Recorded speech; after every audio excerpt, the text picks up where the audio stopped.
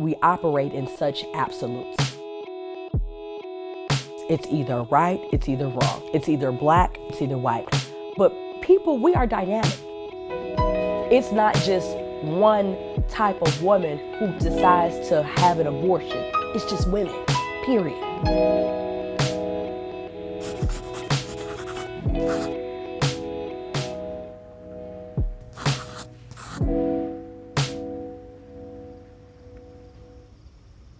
I thought abortion was a slaughterhouse.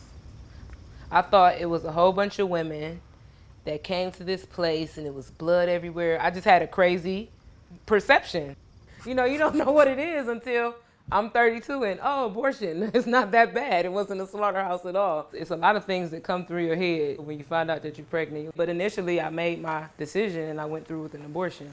I want to get to the point that, hey, abortion is an option, but let's start from here. We wear condoms, we have all these different options. We as women have to protect ourselves. So yeah, I'm thankful for the abortion and where it has me today. I never thought that I would be an abortion activist. And now I am.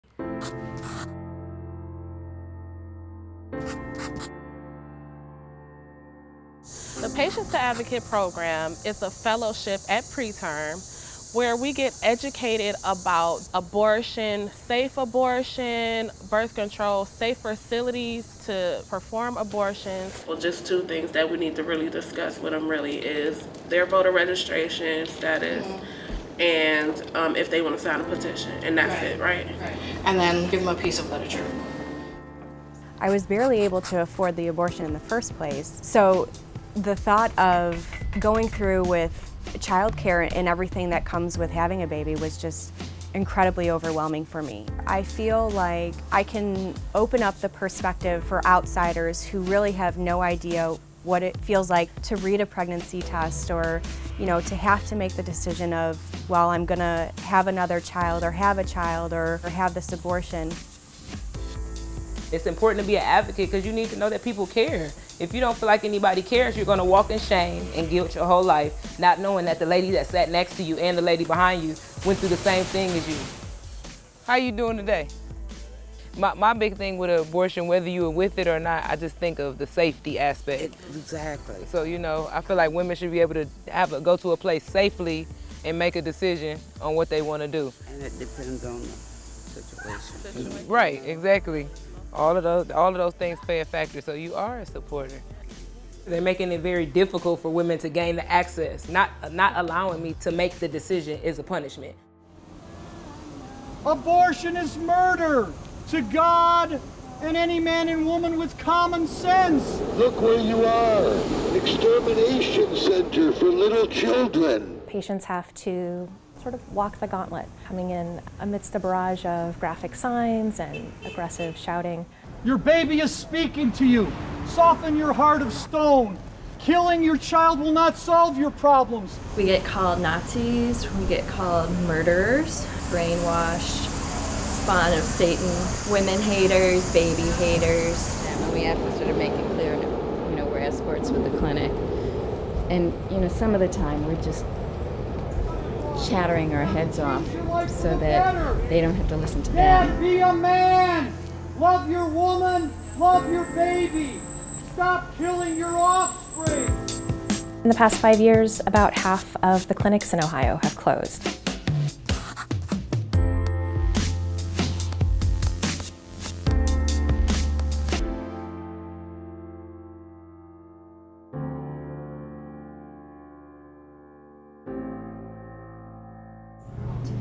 So in Ohio, abortion providers are required to have a transfer agreement with a local hospital, and public hospitals are barred from entering into those transfer agreements with abortion providers. Ohio law requires that providers perform a mandatory ultrasound and offer the option to see or hear the heartbeat if one is detected. You need to sign a consent form at least 24 hours before your procedure. This is where you'll check in on your first appointment. You know that with the 24-hour delay, it takes at least 2 visits, sometimes more. So throughout all of our waiting rooms, we have journals like this for patients or their partners and loved ones to write in. Sitting in this waiting room, I must admit, I'm going through a mix of emotions.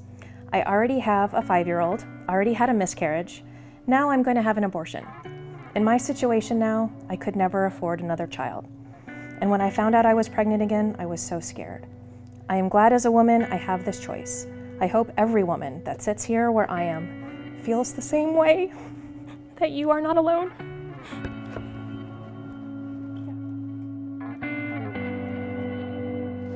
I'm raising 4 children. 3 of them belong to my younger sister. I was 25 when I got custody of them. And then I have my son who's 1.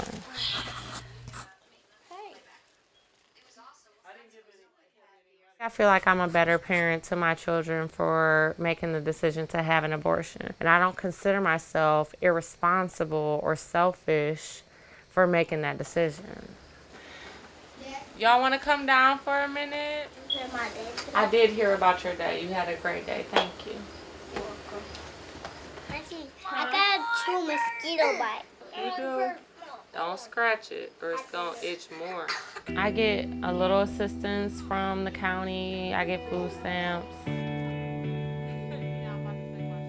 not going nowhere else. Good night, baby. I love you. Me too.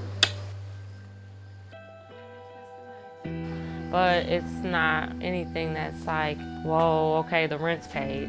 No. Love you. People that don't have hundreds of dollars at hand to, go get a medical procedure. If they continue the pregnancy and then they have another mouth to feed, how much more cost is that?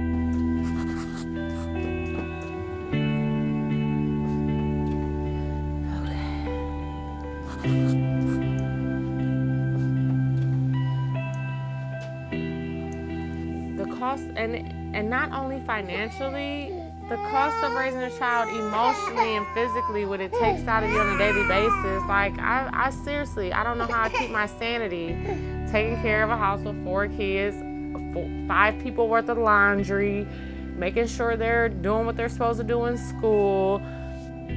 I'm stretched thin enough as it is. If I stretch myself any thinner, I'm going to be useless. I'm going to be transparent.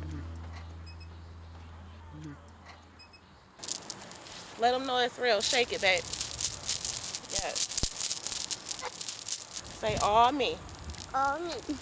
The decision to have an abortion was not an easy one. I've learned so much about different laws that could be taken away, and it's motivated me to be more passionate about trying to keep those things available. I want my daughter to know that whatever decision she makes is okay, and not just with me, and should be okay with herself, but with the world.